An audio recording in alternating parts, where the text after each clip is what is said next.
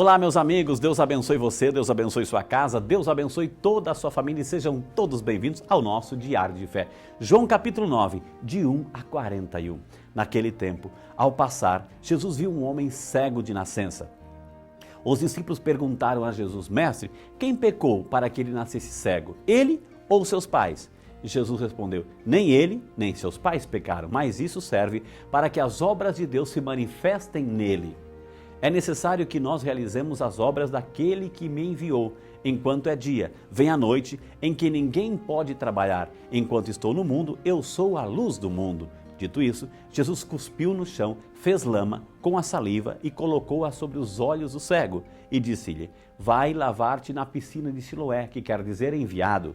O cego foi, lavou-se e voltou enxergando. Os vizinhos e os que costumavam ver o cego, pois ele era mendigo, diziam: não é aquele que ficava pedindo esmola? Uns diziam: sim, é ele. Outros afirmavam: não é ele, mas alguém parecido com ele. Ele, porém, dizia: sou eu mesmo.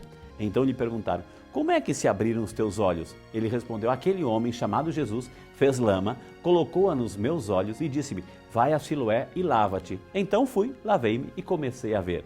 Perguntaram-lhe: onde está ele? Respondeu: não sei. Levaram então os fariseus o homem que tinha sido cego. Ora, era sábado, o dia em que Jesus tinha feito lama e aberto os olhos do cego. Novamente então lhe perguntaram os fariseus como tinha recuperado a vista. Respondeu-lhe: colocou lama sobre os meus olhos, fui lavar-me e agora vejo. Disseram então alguns dos fariseus: esse homem não vem de Deus, pois não guarda o sábado. Mas outros diziam: como pode um pecador fazer tais sinais? E havia divergência entre eles. Perguntaram outra vez ao cego: e tu, que dizes daquele que te abriu os olhos? Respondeu: é um profeta. Então os judeus não acreditaram que ele tinha sido cego e que tinha recuperado a vista. Chamaram os pais dele e perguntaram-lhes: esse é vosso filho que dizeis ter nascido cego? Como é que ele está agora enxergando? Os seus pais disseram: sabemos que este é nosso filho e que nasceu cego. Como agora está enxergando, isso não sabemos. E quem lhe abriu os olhos também não sabemos. Interrogai-o, ele é maior de idade, ele pode falar por si mesmo. Os seus pais disseram isso porque tinham medo das autoridades judaicas. De fato, os judeus já tinham combinado expulsar da comunidade quem declarasse que Jesus era o Messias. Foi por isso que os seus pais disseram: é maior de idade, interrogai-o a ele. Então os judeus chamaram de novo o homem que tinha sido cego. Disseram-lhe: dá glória a Deus, nós sabemos que esse homem é um pecador. Então ele respondeu: se ele é pecador, eu não sei, só sei que eu era cego e agora vejo. Perguntaram-lhe então: quem é que te fez? Como ele abriu os teus olhos? Respondeu ele: eu já vos disse e não escutastes. Por que quereis ouvir de novo? Por acaso quereis tornar-vos discípulos dele? Então insultaram-no, dizendo: tu sim que és discípulo dele, nós somos discípulos de Moisés. Nós sabemos que Deus falou a Moisés, mas esse não sabemos de onde ele é. Respondeu-lhe o homem: espantoso, vós não sabeis de onde ele é, no entanto ele abriu os meus olhos. Sabemos que Deus não escuta os pecadores, mas escuta aquele que é piedoso e que faz a sua vontade. Jamais se ouviu dizer que alguém tenha aberto os olhos a um cego de nascença.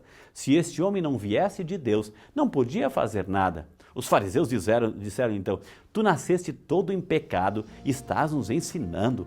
E expulsaram-no da comunidade. Jesus soube que tinha expulsado. Encontrando-o, perguntou-lhe: acreditas no Filho do Homem? Respondeu ele: quem é, Senhor, para que eu creia nele? Jesus disse: tu o estás vendo, é aquele que está falando contigo. Exclamou ele: eu creio, Senhor, e prostrou-se diante de Jesus. Então Jesus disse: eu vim a este mundo para exercer um julgamento, a fim de que os que não veem, vejam, e os que veem se tornem cegos. Alguns fariseus que estavam com ele, ouvindo isso, disseram: porventura também nós somos cegos? Respondeu-lhe Jesus: se fosseis cegos, não teríeis culpas, mas como dizeis, nós vemos, o vosso pecado permanece. Palavra da salvação. Glória a vós, Senhor. Meu amado, minha amada, o Evangelho descreve várias formas de responder negativamente à luz libertadora que Jesus oferece. Há aqueles que se opõem decididamente à proposta de Jesus, porque estão instalados na mentira e a luz de Jesus só os incomoda.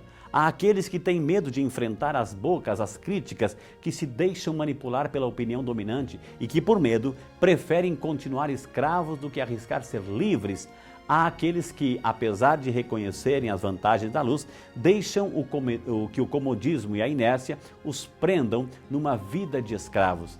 Eu identifico-me com alguns desses grupos? O cego que escolhe a luz e que adere incondicionalmente a Jesus e a sua proposta libertadora é o modelo que nos é proposto. A palavra de Deus convida-nos nesse tempo de Quaresma a um processo de renovação que nos leve, que nos coloca nessa condição de nos libertarmos dessa escravidão que nos aliena, nos oprime. No fundo, tudo que impede que a luz em nós brilhe e Deus faça essa luz realizar-se cada vez mais na nossa vida. Aproveitemos, porque é nesse tempo de graça, tempo de Quaresma, que Jesus quer ser a luz em cada uma de nossas vidas. Amém? Agora eu quero convidar você a segurar bem firme o copo de água, porque lá do céu, sobre ele, sobre você, é claro, vamos invocar a bênção do Senhor. O Senhor esteja convosco, Ele está no meio de nós e por intercessão da bem-aventurada Virgem Maria, nossa Mãe, Nossa Senhora, desça sobre você, sua casa, família, amigos, enfermos, trabalhos, estudos e sobre esta água, a bênção de Deus Todo-Poderoso, Pai, Filho e Espírito Santo. Amém. Pode tomar a sua água. Deus abençoe você. Até o nosso próximo encontro.